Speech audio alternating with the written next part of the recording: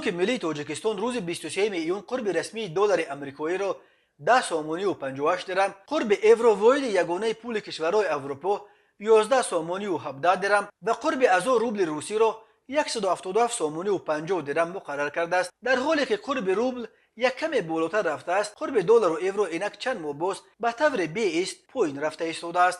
قرب دلار روز 17 ایون از مرز 11 سامانی پایینتر رفته، در بین یک هفته باز قریب نیم سامانی دیگر قرب خود را از دست داد. در بازارهای سیاه تاجیکستان نیز قرب دلار خیلی پایین رفته است و حالا یک دلار را صرافان پنهانکار 10 سامانی خریده 10 سامانی و 20 درم و یا تا 10 سامانی و 30 درم میفروشند، ولی در بانک‌های رسمی تاجیکستان دیگر برای دلار کسی حتی 10 سامانی نمیدهد. اسخات و همو روز 23 ایون دلار را با نرخ همگی 9 سامانی و 70 درم میخریدند.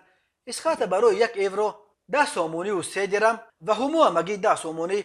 1000 روبل در همو 177 سامانی و 20 درم و در اسخات 177 سامانی و 50 درم نرخ داشته است. ایمان اینترنشنال و سپیتمین بانک یک دلار را 9 سامانی و 6 درم، یک یورو را 10 سامانی و 2 درم، ولی ازو روبل را همگی 160 سامانی میخرند. اوریون بانک برای یک دلار 97 سامانی، برای یک یورو 10.5 سامانی و برای ازو روبل به مشتریانش 170 سامانی پیشنهاد میکند. قرب دلار و یورو در اول بهار سال جاری در پی افت به شدت قرب روبل خیلی بالا رفته، بالاروی به شدت نرخ و نوای محصولات را به همراه داشت. اکثر تاجران آن وقت محض افزایش قرب دلار را سبب بالا بردن نرخ مینامیدند. ساکنان امیدوار بودند که با افت قرب دلار که اینک 2 ماه باز ادامه دارد، نرخ‌ها نیز به قول معروف به افاقه میآید و رو به پایین میآورند، ولی تا کنون پایین روی نرخ‌ها در بازارهای تاجیکستان مشاهده نمی شود.